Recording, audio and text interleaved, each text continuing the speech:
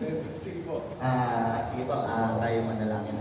Panginoon, maraming salamat po sa araw na ito at kami po ay natigyo po dito ng ligtas sa opisina ng First Vital Class. Panginoon, pangunahan niyo po si Doc Gary para sa kanyang talk about sa heart.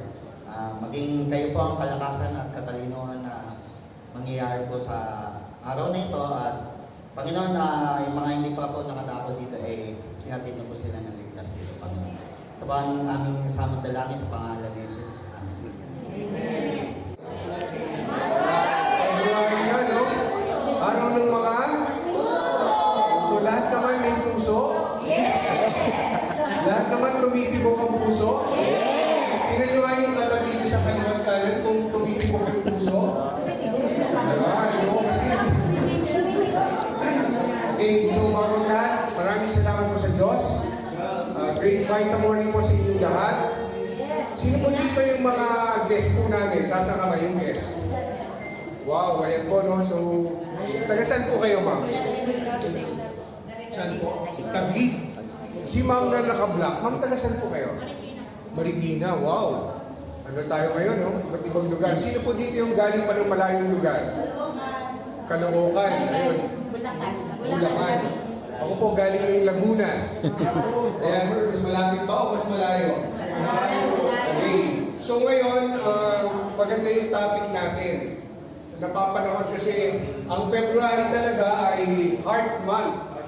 So awareness po tayo ngayon about siyempre sa puso, yung mga heart diseases. Pero ang itatakil ko po ngayon, more on yung mga halaga. Kasi masyadong marami talagang kumbaga discussion about sa puso kasi marami tayong mga sakit. So ngayon, bigyan niyo lang po ako ng mga, siguro po mga 5 minutes and 3 hours. Hindi po, biro lang. Kasi meron tayong susunod pa ng mga speaker. Okay. So ready na po ka makinig? Yes! Okay, so una sa lahat, great morning po. Great morning! Pakilala po ako si Dr. Gary Orgena. Ayan po, isa po sa official speaker po ng First Vital Class. Team Champion Hardcore Leader ni Ma'am Nancy Buando. Knights of the Champion Hardcore Leader.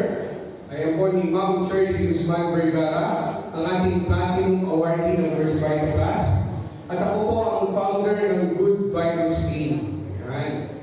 So, ito po yung aking background bago po ako nag-start sa First Vital Class.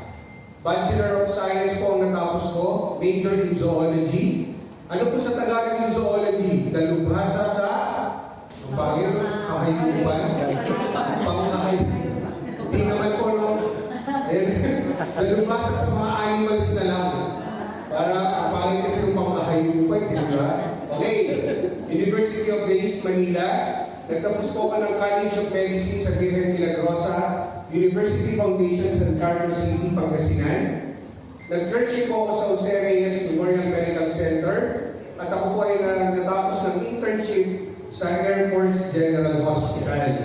So mahaba po ba yung pag-aaral? Yes! Grabe nun, hindi na nagsunog ng kilay, kung pati yung buhok, nasunog. Okay. Ayan, nag-join po ako sa First Vital Class October 9, 2012. So, sa mga bago at sa mga leaders na nandito ngayon, welcome po. Ayan, si April Reggie rin, nandito ating mga network builder, si Atiner, ayan, mga leader po ng First Vital Class. Okay. So, palampakan mo natin yung mga doctors ng First Vital Class. Sa mga guests po natin, kung sa lahat, posible may na-encounter ka ng doctor na nagre-reseta ng product natin. Nagugulat kayo, bakit nagre-reseta ng First Vital Class? Kasi po, ang First Vital Class po, isinasabay na sa mga iniinom natin mga gamot. Kasi kailangan din natin ng protection. Kasi pag umiinom ka ng gamot, ano yung mga nakukuha mo sa mga gamot? Kasi synthetic yun.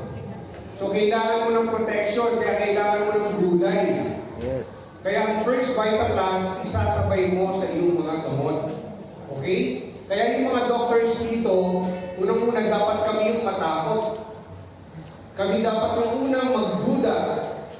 Kaya kung ikaw ngayon, nakikinig ka, medyo may pag-alanganin ka pang uminom, eh kami po ay ako ay mag-11 or 12 years na.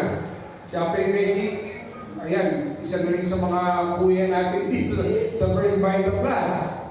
Kaya yung mga doctors ko, ibinigay din nila yung tiwala. Hindi po mga ordinaryong doktor yan. May mga subspecialty pa po yan, mga konsultan. Napakahalaga ng mga oras nila. Pero ang maganda, umiinom din sila ng First Vital Plus. Yes. Okay? Ayan. At ito naman po yung nag-invite sa akin. Kaya mamaya, yung mga nag-invite sa inyo, lapitan niyo po yan. Yakapin niyo ng mahigpit. At halikan niyo ng lips to lips. Lord, yes, sabi niya. Lord, makakaskor na ako. Siya naman po, dating kargador, grade 6. Ang kanyang pinaka-concern, nagkaroon siya ng sakit sa balat. Tinatawag na psoriasis or galis-aso. Diba? Kumbaga, sa mga sakit pa lang, may diskriminasyon na. Kaya siya, ang ginagawa niya inom sa First Vital Plus, during that time, matagal na rin yun, no? 10 sachet a day. Bakit kaya pwedeng mas maraming inumin na product? Mas maraming inumin na gulay? Kasi ang gulay, ipapawis mo yan, iihi mo yan, idudumi mo yan. Kaya huwag kang matakot uminom ng First Vital Plus. Yes. Walang overdose. Yes. Diba? Okay. Kaya po si Apre po, isa na rin po sa mga Hall of Fame awardee ng First Vital Plus. At ako po, ang pinakamalaking kong dahilan, hindi lang po bilang doktor, siyempre may mga tatay po dito, may mga kuya. Una sa lahat, yung pamilya natin. Kasi bakit po? Ano ba yung reason mo bakit ka bumabangon araw-araw? Para kanino? Diba? Para sa pamilya natin. Kaya hindi ka susuko para sa kanila. Ayun po, una sa lahat ako po yung tulungan ng product. May high blood pressure, tamang-tama sa topic natin. Isa po ako sa kumbaga, na-amaze sa product. Ang taas ng blood pressure ko, 160/100. Tuwing umaga, ako po ay nagduduwan. Pero hindi po ako buntis. Mukhang buntis po ako dati. Kasi ang timbang ko umaabot ng 95 kilos. So overweight, obese, posible talaga magkaroon ng sakit sa puso. Ang totoo po niyan, ang First Vital Plus ang nakatulong sa akin. Ako yung testimony talaga ng product. Ininom ko po hanggang ngayon, Guayabano Gold, Platinum, pinag-mix ko pa nga po yan eh. Meron naman tayong shaker, tapos may Vitacar tayo, yun ang i-discuss ko ngayon. Kaya kung maghahanap kayo ng testimony ng product natin, ako po yun, isa po ako doon. Yung akin naman may bahay, unang kong pasyente, isang Bicolana. Ang mga Bicolana po, di ba mga gayon? May mga Bicolana po ba dito? Ayan. Maray na aga po si Dogabos, ayan. Siya naman po, hindi siya mahilig sa gulay. Ibig sabihin, Bicolana, pero hindi kumakain ng gulay. Ano mangyayari pag hindi ka kumakain ng gulay? Wala kang fiber sa katawan. Yes. Posible, mahihirapan kang dumumi. Kasi wala kang fiber, walang tutunaw sa mga kinakain mo. Lalo kung mahilig ka pang kumain ng mga fast food, ng mga katulad ng kinakain, mga porol, mga 3-in-1, lahat ng klase ng pagkain ngayon, may mga 1-in-1 na, di ba? So, siya po, 3 days bago makadumi. Kailangan pa niyang uminom ng gamot kasi may pharmacy po ako, may clinic po ako. Kaya kung oras sa pag-uusapan, busy talaga yung mga doktor. Pero ang maganda, natulungan siya ng product, ngayon po, araw-araw na siyang nakakadumi. Yun ang maganda, di ba? At sa mga anak na nandito, si John Paul pala nandito, isa sa mga testimony natin ng product. Kaya napakaswerte po natin, lalo na ako po, nag-start ako 10 years, so ang aking anak ay 6 years old nung ako ay 2012. So ilang taon na po yung aking panganay? Plus 10 or plus 11, mag-18 years old na po si Gab, yung panganay ko. At yan ay araw-araw kong tinitimplahan bago pumasok ng product. Kasi magbe-breakfast, titimplahan ko yan.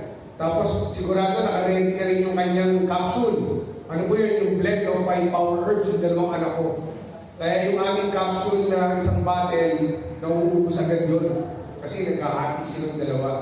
Kaya kami, wala kaming ibang iniinom. Kung dati umiinom ka ng soft drinks, palitan mo na. Kasi ang soft drinks, caffeine. Talagang maraming sakit ang ibibigay. Hindi ako naninira ng mga soft drinks. Pero anong kulay ng soft drinks? Di ba dark? Yes. Uminom ka. Nung uminom ka, umihi ka, anong kulay nung lumabas? Di ba malinaw? Saan napunta yung kulay? Naku, yung pala yun. Napunta sa, syempre sa bloodstream natin, sa digestive organ natin. So, hindi pa lumalabas yung sakit ngayon, pero nagtatanim ka na ng parating na sakit. Kaya mas kailangan mo ngayon ng prevention, ng pang-iwas, lalo na yung panglunas. Okay? So, yan po yung aking family. Ayan. At hindi ko po pwede, hindi pasalamatan, bigyan natin ng milyon, hindi palapa. One point exercise yung kalan. Grabe ang tigil ng buhay ko. Maraming lahat ng mga taga-First Vital Class. Okay? So tayo naman po, napakaseryoso sa paggawa ng First Vital Class. Naging consistent award po tayo. Ayan, unang akyat ko po noon, 3 years in the making, top 24. Tuloy-tuloy na po yan. Ayan, nag-network builder na yung 17, 18, 19. Ayan, nakapasok na po ng top 6, top 8. At ngayon po, ayan, tayo na po ay isa sa mga Hall of Fame. Awarding ng First Vital Class.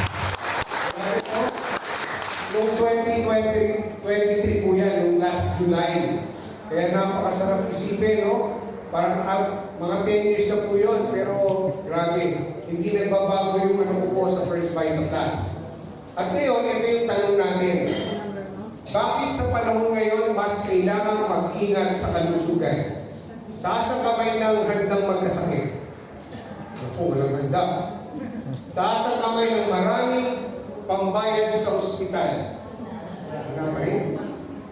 Taas ang kamay ng ano po? Ano gusto yung sumunod? Ayan, ayaw ko talaga magkasakit. O sino ayaw magkasakit? Taas ang kamay. So lahat tayo ngayon, kailangan talaga natin ng product. Walang exempted.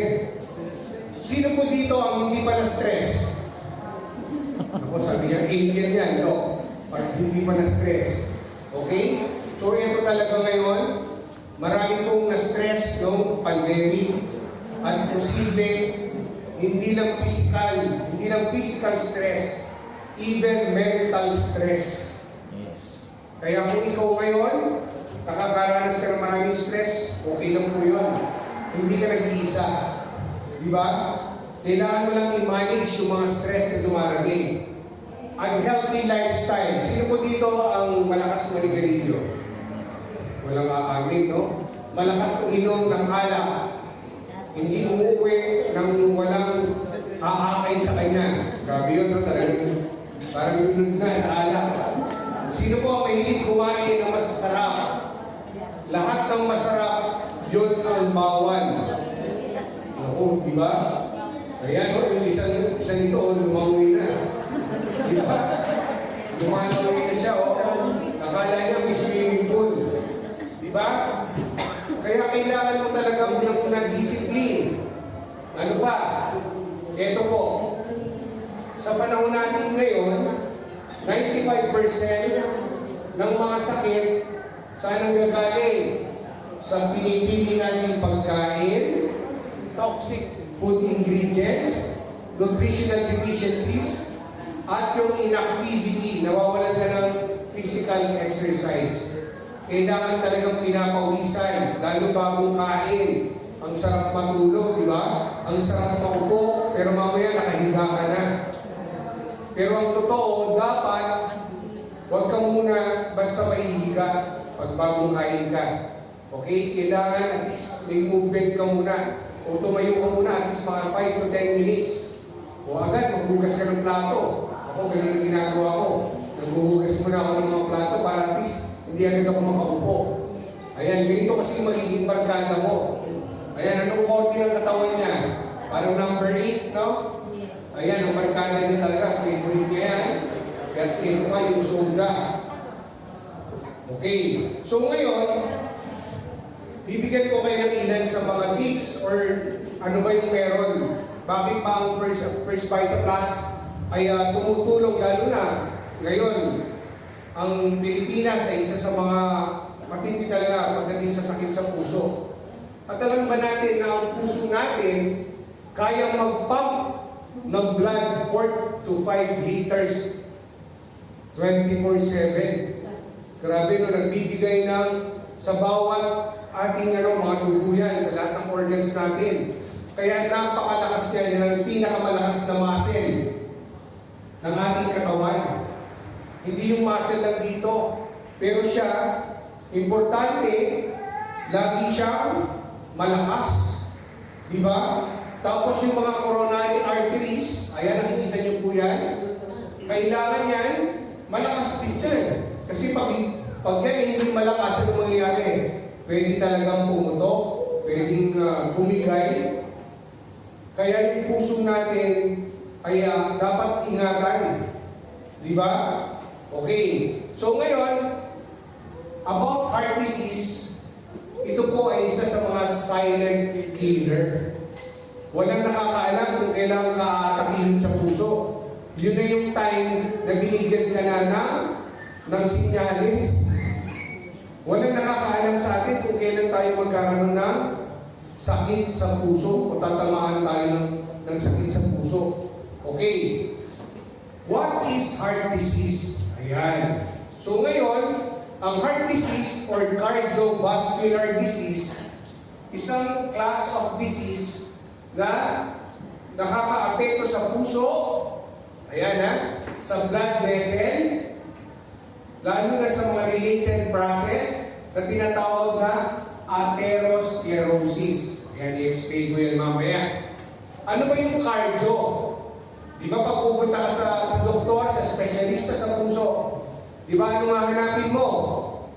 Cardiologist. Okay? Ayun, kaya pala cardio, yun ang specialista sa puso. Pag sinabi mong nephrologist, specialista saan? Sa kidney. Okay? Okay, yun po yun. Pag sinabing orthopedic, ortho, saan? Sa buto. Yan, di ba? At least meron na kayong idea, ganun pala yun, di ba? Pag sinabing ophthalmologist, sa mata. Ayan. Pag sinabing ENT, tatlo yun, ears, nose, throat, kasi magkaiwalin yung ophtha. Kasi nung unang panahon, kasama iisa yun, EENT. Ears, eyes, nose, throat. Pero ngayon, nagkaroon na ng specialty ang sarili ang mga ophthalmologist o sa mata. So ngayon, puso yung topic natin at mahalaga talaga yung vascular. Ano ba yung vascular? May tinatawag tayong valve. Vein, artery, and nerve. Ayan, yan po yung valve ang tawag. So relates to the veins at yung arteries. Lahat tayo may ugat. Pero may tatlong klase ng ugat. May nerve, may veins, at arteries. Ayan. So at least may natututunan naman, di ba? Ito po ang ibig sabihin ng atherosclerosis. Ito ay isang kondisyon na nagde-develop, ayan, na tinatawag yung substance na yan na plaque. Ano ba yung ibig sabihin ng plaque? Ito yung build-up sa mga wall. Isipin niyo po, ito yung wall. Ayan yung wall. Nagbi-build up siya dyan sa mga gilid. Katulad nito, arteries. Ayan. This build-up narrows. Ibig sabihin ng narrows, pinapakipot. Pinapakitid yung daloy ng dugo. Okay? Making it harder. Pinapahirap niya yung daloy ng dugo para mag-flow o lumaloy. At ito ay tinatawag na blood clot. Naku, yung pala yun, nagpa-blood clot. At pwedeng magpatigil ng daloy ng dugo. Kaya kapag ikaw ay nagpa-check up, nagpa-laboratory ka, minsan may lumalabas, may atherosclerosis ka. Diba? Ibig sabihin, meron ng pagbabara sa ugat mo. Okay, binibigyan ka na ng warning. Okay, so tuloy natin. Okay po ba? Yes. Ayan, nakakasabay. Ito na. Ito yung coronary arteries. Ayan, yung blue and red. Coronary artery disease. Maraming klase, no? Unang-una, ito yung healthy artery. Ayan, ang lakas ng wall niyan. Yung endothelium, yung inner wall. Ito yung initial fatty deposits. Ayan, nakikita mo ba yung dilaw na yan? Ayan yung dilaw. Initial fatty deposits. Ano kaya? Sa kaya nagagaling yun? Sa mga kinakain natin, maaalat. Alam niyo po ba na 2 years old pa lang tayo, nagkakaroon na ng deposito? Naku, yung ganun pala. 2 years old pa lang tayo, nagsisimula ng mag-build up ang mga fatty deposits. Kaya mas marami ngayong nagkakasakit na mga bata, lalo na sakit sa puso. Unang dekada, pangalawang dekada, ibig sabihin, 20 years old. Tatlong dekada, 30 years old. Lalo na pagdating natin ng 40, 50. Di ba? So next, plaque obstructs blood flow. Ayan. Sa taas at sa baba, meron ng obstruction. At yung pinakamatindi, near complete blockage. Nagkakaroon na ng blockage. Halimbawa, yung hose, yung sa gripo, di ba may hose? Subukan mong pigilan yun. Ipitin mo. Anong nangyayari sa tubig? Hindi makalusot. Di ba? Tumitigil nga pag tiniklop mo siya. So, ganun din yun ang nangyayari. Okay, ayan. Okay, so tuloy-tuloy na tayo ha. Kasi talagang ang oras natin. Common types of heart disease. Ayan, para tayo nag-lecture ngayon. Pero hindi po ito lecture kasi napaka-simple pa lang po ito. Pag talagang lecture ay matinding ilang ano po yan, ilang araw. Unang-una, ayan. Ito talaga yung common number 1 talaga sa lahat ng pasyente sa Pilipinas. Unang-una, hypertension. Ano yan sa Tagalog? Tinatawag na alta presyon. Ayan, tumataas ang alta presyon. Increase yung pressure. Kaya hyper, ibig sabihin hyper, malakas, increase. Okay, pag sinabing hypo, mabagal, hypo. Okay, ayan, alam niyo na. Ito naman, pangalawa, angina. Narinig niyo po ba yan? Ischemic heart disease. Pag narinig niyo yan o nakita niyo sa isang reading or sa result, ibig sabihin may partial blockage. Naku, may konting pagbabara na yun. Okay? Heart attack, anong ibig sabihin? Talagang blockage na talaga. Okay? Heart failure, ito yung damaged valves. Kasi may mga valve yan eh. Kaya nakakapump ng malakas ang puso natin, may mga valve.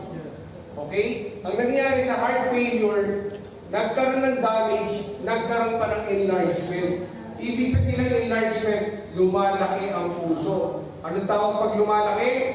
Cardiomegaly. Ayun, kaya pala sa reading ng ECG may lumalabas, meron kang cardiomegaly. Di ba nababasa niyo yun? Okay? Yun po yun, enlargement. Masama po yun. Pag lumalaki ang puso, may hirapang mag-pump. Kasi syempre yung oxygenation, yung blood flow, hindi makakapagbigay sa baga, hindi makakapagbigay sa iba-ibang organs. So madadamage talaga yung flow na yun. Sunod, ito nababasa rin natin ito sa mga result ng ECG natin. Arrhythmia, ayan, ano ba yung nakikita nyo? Rhythm. Di ba? Maganda yung rhythm. Pag nagkaroon ng arrhythmia or irregular heartbeat, ibig sabihin ng irregular heartbeat, yung tibok ng puso mo, pabago-bago. Hello, my test. Babagal, bibilis. Okay, masamahin yun. Arrhythmia ang tawag doon. Okay? Damaged heart fibers naman, mga fibers ng puso. Okay, so tuloy na natin. Okay pa po ba kayo? Yes! Tumitibok pa rin ba yung puso? Yes! Okay, sige. Ayan, eto. Hindi ko kayo tuturuan magbasa ng ECG kasi ano yan, hindi yan one day para matutunan nyo.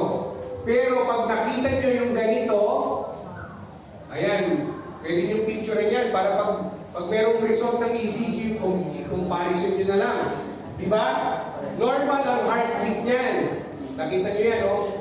PQRST yan, di ba? Apelegy, alam niyo apelegy ito eh. Kasi ano yan, OT po yan, occupational therapist po yan. Kaya pag-i-explain natin sa apelegy, mamaya, di po. Ayan. So, ito yung normal rhythm. Okay? Normal heartbeat. Pag tinawag na tachycardia, ano yun? Madami, oh. Mabilis. Ang normal heartbeat ay hanggang ano? Hanggang 100. Pag lumampas ka ng 100, yung heartbeat mo, ibig sabihin, tachycardia. Okay? Pag normal, kunyari ang heartbeat mo 70, 60, 80, normal heartbeat yun. Pag sumobra ka na ng 100, anong tawag sa'yo? Meron kang tachycardia. Cardia, puso, cardio. Tachy, mabilis. Okay? So, yun yung mga words sa atin. Brady, hindi ko yung Brad. Hindi yung Brad, ha? Pero, Brad, okay ka ba? O, hindi ganon. Brady, ibig sabihin, nakita nyo po yung ito ang dami. Ito naman, pasumpot-sumpot. Biglang hihina, aangat. Brady, bumabagal ang tibok ng puso. Bumababa ng 50 ang tibok. Pag bumaba ka ng 50, kunyari ang heartbeat mo 45, 46, 48, meron kang bradycardia.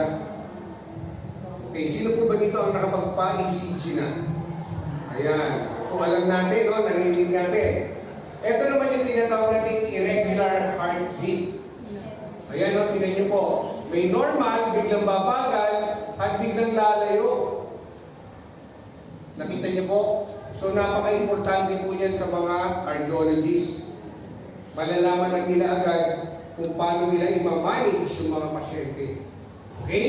So tuloy natin. Ayan. Ano ba yung mga risk factors ng heart disease? Mukhang alam na alam nila yung unang-una. Alam niyo po ba na ang sakit sa puso ang number 1 na sakit sa buong mundo?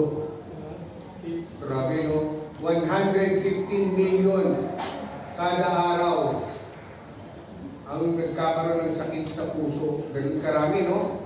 Unang-una, yung mga risk factors na sinasabi, ito yung mga tao na posibleng magkaroon ng sakit sa puso. Yung malalakas manigarilyo, okay? Genetics, ibig sabihin, nasa dugo, nasa genes ng pasyente. Yung edad, hindi natin mapipigilan. Okay? Ano pa? Alcohol. Naku, ang alcohol talaga. May gamit ang alcohol sa moderate level. Pero pag sumusobra na yung alcohol sa katawan, masama naman po yun sa liver, sa kidney, at sa balat, sa puso, lahat nga eh. Okay? Unhealthy food. Naku, paborito pa naman natin to. Kailangan may soft drinks, may french fries pa, tapos may burger. Wow, nagugutom na. Ayan ha. At mataas ang cholesterol. Dalawa yung cholesterol. May gamit ang cholesterol. May good. Ano yung good? HDL. Sabihin nyo nga, HDL. High density lipoprotein. Ayan. Oh, grabe, no? Pag sinabi mo namang bad cholesterol, yan ang tinatawag na LDL. Sabihin nyo nga, LDL. Low density lipoprotein. Mga protina. Diba? Lipids, lipolipids, fats. Fats yun, ibig sabihin ng lipids. Okay? Ayan, no? High cholesterol. Ibig sabihin, bad cholesterol yan. Stress. Naku, lahat pala tayo candidate. Kasi lahat tayo na-stress. Pero anong level ng stress mo? Baka naman sobrang talaga yung stress, no?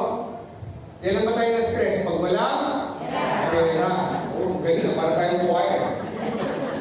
High blood pag wala? Oh, galing. So, hindi nakikisabay. Ayan, di ba? Kaya dapat i-manage natin yun. Diabetes. Ayan.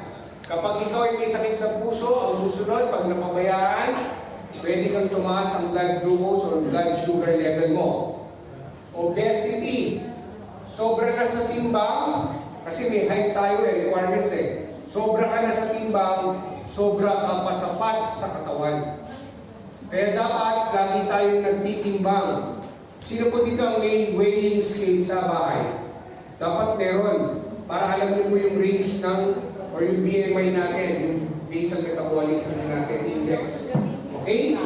Ayan. Ito na po. Warning signs. Ito, importante po ito. May warning. May warning signs of heart attack. Magkaiba sa babae at sa lalaki.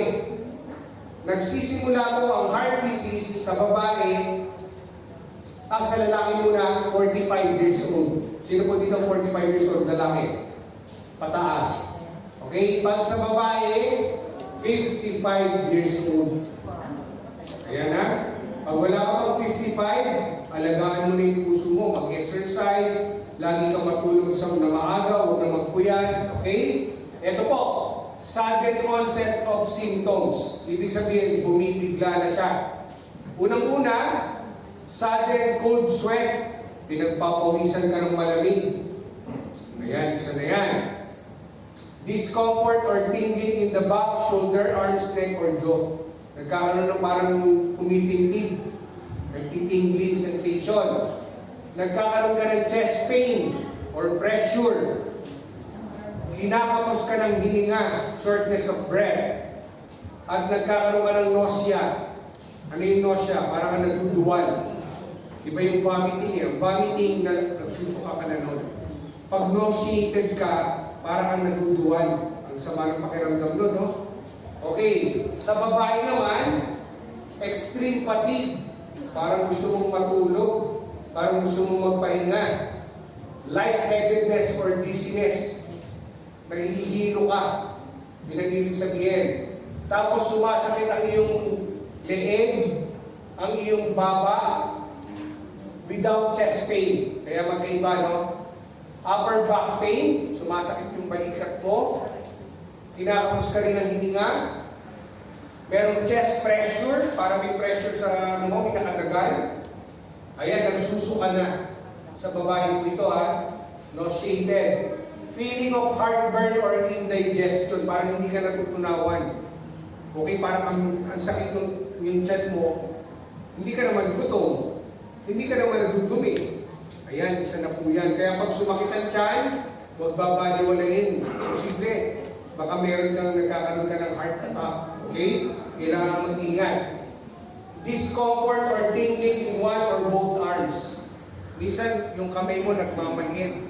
Parang may kuryente. Parehong kamay. Okay? So, dapat talaga natin ito tandaan. Okay? Lalo na kung may mga kakilala tayo na posible talaga magkaroon ng heart attack. Okay. Ano ba yung mga signs na mayroong heart failure or CHF or congestive heart failure? Ayan. Unang-una, chest pain. Ano ba? Especially during exertion, yung pag-puwersa ka. Kinakapos ng hininga, nahihilo, may pamamanas pa yan, no? Ibig sabihin, even yung kidney, si John Paul nung time na yun, ang tindi ng ano niyan, di ba? Talagang manas na manas. Pero ang puso mo maganda naman nung time na yun, no? Di ba? Buti na yun. Ayan, hands and feet. Okay? Sudden weight gain, bigla kang bumigat. Bigla kang nagdagdag ng timbang. Tapos, sudden fatigue or weakness. Ayan ang mga signs. Importante po yan, ha? How to prevent. Ito na yung prevention natin na dapat, ito yung hindi madaling gawin. Yung pag-iwas. Unang-una, itigil na yung smoking habit. Kung ikaw ay magsisimula pa lang manigarilyo, huwag ka na manigarilyo. Walang magandang itudulot. Okay? Pababayin mo yung blood pressure mo. Okay? Sa tamang level. Ano pa? Pumili ka ng mga nutritious foods. Yung mga good nutrition na pagkain. Okay? Making sure you get enough sleep. O sino dito nakakatulog pa ng 8 hours? Lalo na mga taga-First Vita Plus, ang tulog niyan, 4, 3, lalo na pag may team building or may activity. Diba? Okay. Ano ba? Kailangan maging active every day. Okay? Mas tipid po yan. Pwede nga hindi ka na mag-gym, mag-jogging ka, mag-walking ka. Importante po yung hindi naman 10,000 steps a day. Pwede kang mag-steps kahit 3,000, 4,000. Hanggang sa masanay ka, importante yung maging habit po yun. Okay? Aiming for a healthy weight. Kasi bagsak ang timbang, mababa. Or posible, sobrang bigat ng timbang. Okay? Managing diabetes. Kaya kailangan natin talagang umiwas sa mga alat, sa sobrang matatamis na pagkain, sa mga soft drinks, ayan, sa mga fast food. Bawasan ang stress. Hindi naman natin kaya totally mawala yung stress. Pwede natin siyang bawasan. Ayan, limiting alcohol consumption. Kailangan mong, kung pwede nyo, huwag ka na masyado mag-alcohol o uminom. Okay? Ayan, picture niyo po ba? Okay, ayan. So, ayan, nawala na yung letter. Wow, naging word herbs na lang. Power herbs yan ah. Ano nangyari na? Nabura ko yata yun. Ayan. Hinigising kayo yung slide. Diba? Ayan, so, importante pa rin yung 5 gulay. Okay? Malunggay, dahon ng sili, saluyot, kulitis at talbos ng kamote. Ayan, yun talaga importante natin iniinom araw-araw. So ang ating malunggay, one of the most nutritious plants in the world. Sa malunggay, panalo ka na. 300 na sakit ang kaya niyong tulungan. Enhances wound healing, may antibiotic properties, nag-i-increase ng breast milk production, nagpapababa po yan ng sugar at ng mga bad cholesterol. Nagpapataas po yan ng mga good cholesterol. Kaya ang malunggay, ayan yan, miracle tree, di ba? Ano na ang mga mothers yan, di ba? Kasi nagdadagdag ng breast milk production. Pangalawa, dahon ng sili, nag-i-improve ng blood circulation natin. Ayan, sa may mga sakit sa puso. Kaya yung dahon ng sili, napakahalaga niyan. Okay? Para sa may mga high blood pressure, ayan, may hypertension, may alta presyon, ayan, yung mga na-stroke, nag-pain reliever din siya, nagbubus ng energy, at nag-i-increase ng appetite. Yan ang maganda sa dahon ng sili. Pangatlo naman, ito yung saluyot. Ito yung mayaman sa fiber. Naglilinis or nagke-cleanse, nagde-detox. Ayan. Nag-i-improve ng bowel movement for UTI or urinary tract infection or urinary tract problems. Maganda sa balat, effective in cancer prevention, lalo na dun sa may mga tumor, may mga bukol, may mga cyst. Ayan, yung mga may malignant cyst, benign cyst. Ayan, powerful antioxidant. Yan ang maganda sa saluyot. Pang-apat natin, ito yung uray or colitis. Nag-i-improve ng ating mga immune system. Kaya overall talaga to. Nagpapalakas ng mga baga natin. Good for the throat. Ayan, yung may mga asthma, tuberculosis, and pneumonia. Good for the skin. Diuretic din siya. Okay, so last but not the least, ang ating talbos ng kamote. Ito naman, nagdadagdag ng pula ng dugo natin. hindi po siya nagpapa-high blood. Kaya po nagpapa-high blood yung talbos ng kamote, isinasawsaw mo sa toyo, sa pati, sa bagoong. Tama po ba yun? Kasi Dok, walang lasa. O di ba, naghahanap ka na naman ng masarap. Kaya yun ang nangyayari. Okay. At ito ay ayun pa nagpapataas ng platelet count. So para sa ang platelet count, sa inyo narinig yun? Sa may mga gangrene, typhoid fever, maraming iba-ibang sakit na bumababa ang platelet count. Kaya marami na tayong natulungan ng mga pasyente pagdating sa product natin. At ito ay mayaman pa sa iodine. May highest content. Para sa ng iodine? Para sa brain development. Ayan. Para sa memory natin, memory enhancer. Lalo na sa mga baby, no? Ayan, para makaiwas tayo sa Alzheimer's, sa Parkinson's disease, yan po yun. So ngayon, ito yung recommendation natin. So meron tayong product na talagang ito yung good for the heart. Okay? Ang Vita Heart natin, ayan, may 30 capsules siya. Ito ay mayroon siyang 5 gulay. At ito ay may lycopene and coenzyme Q10. 30 capsules or 400 mg per capsules.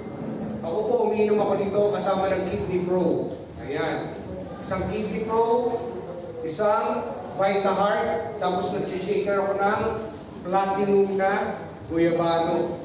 Nilalagyan ko po yun ng premium na guyabano. Yun ang iniinom ko bago ako matulog. Ang sarap ng tulog ko. Pero hindi ako tinatanghayin ng gising. Okay? Eksakto pa rin ang gising. Okay? Formulated with lycopene. Napaka-powerful antioxidant po niyan. At ang maganda nito, nagpapabata. Para sa mga cell damages, sa aging ng ating mga balat. Ayan. Ang coenzyme Q10 naman, nag-generate ng energy. Kaya pag ikaw ay matamlay, parang tinatamad ka, mag-inom ka nito. Okay, kahit dalawa, importante, no? Para bumalik yung energy mo. Okay? Tapos nag-improve ng well-being din yan. May 5 gulay. Ayan, you can take 1 capsule. Okay naman po yung 1 capsule. Pero kung meron kang problem talaga sa puso, sa kidney, pwedeng mas nagdagaling mo pa. Okay, mas maganda po yun. Okay? Ang lycopene natin, hindi lang naman sa tomato na kukuha. Marami tayong red vegetable na pwede natin pakuhanan ng lycopene. Pero ang maganda, yung ating best example, yung ating tomato. Okay? Ito yung pinaka-antioxidant din siya. Ayan yung pinaka-benefits natin. Lalo na dun sa mga nagde-develop na ng chronic illnesses, katulad ng Parkinson's disease, Alzheimer's disease. Nagpo-promote ng oral health, bone health, at yung blood pressure natin. Okay? At sa pag-aaral, nagbabawas ng mga bad cholesterol yung ating lycopene. Okay? While nag-i-increase din siya ng good cholesterol. Yan ang kailangan natin. Mapalakas natin o mapataas natin yung mga good cholesterol. Ito naman yung coenzyme Q10. Ito ay isang antioxidant na nasa katawan na natin, pero habang tayo ay nagkakaedad, nababawasan yan. Okay? Ayan, important roles in metabolism din. At ito ay nagpapababa ng blood pressure, lalo na doon sa may mga iniinom na maintenance na gamot. Kasi bakit po? Ang iniiwasan natin yung future cardiac risk. Kasi sa dami ng gamot na iniinom natin, ano masisira? Ano yung tatamaan? Yung liver, yung kidney natin, mga filter machine natin yan. So dapat, umiinom ka ng gamot, sabayan mo ng pag-inom ng mga gulay ng First Vita Plus. Okay? Sabayan mo ng pag-inom ng mga capsule natin para may protection ka rin. Okay? Ayan. So, pinaka-importante ngayon, ayan, lalo na sa ating mga older individuals, sa mga lolo natin, mga lola natin, kailangan natin talaga na mapanatiling malakas yung kanilang katawan. Okay? So, ayan po, no? May natutunan po ba tayo? Yes! Gusto niyo po bang ulit sa malunggay? Ayan. So, sa lahat po ng mga bisita po namin, kahit gano'ng kaganda pa yung napaliwanag, o hanggang mamaya may magagaling pang magpapaliwanag, hanggat hindi mo sinusubukan, hindi mo malalaman ano ba talagang meron o ano bang benepisyo talaga ng First Vital Class. Tama po ba yun? So the best investment you can ever make, lalo ngayon, 2024 na, huwag na puro sa material na bagay mag-invest. Kailangan mo namang mag-invest sa iyong kalusugan. Diba? The greatest wealth is our health. Kahit marami kang laman ang bulsa mo, kung may sakit ka naman, saan mapupunta yung dami ng yaman mo? Mas maganda sa First Vital Class, mayaman ka na, malusog ka pa. So maraming salamat po. Sa February 21, may another special talk po ulit ako about pa rin sa heart. So kung meron pa kayong mga gustong isama na mga guests natin o mga leaders natin, pwede po kayong mag-attend ulit. Ano po yan? Wednesday po ulit yun. So maraming salamat po. Mag-picture po tayo ulit.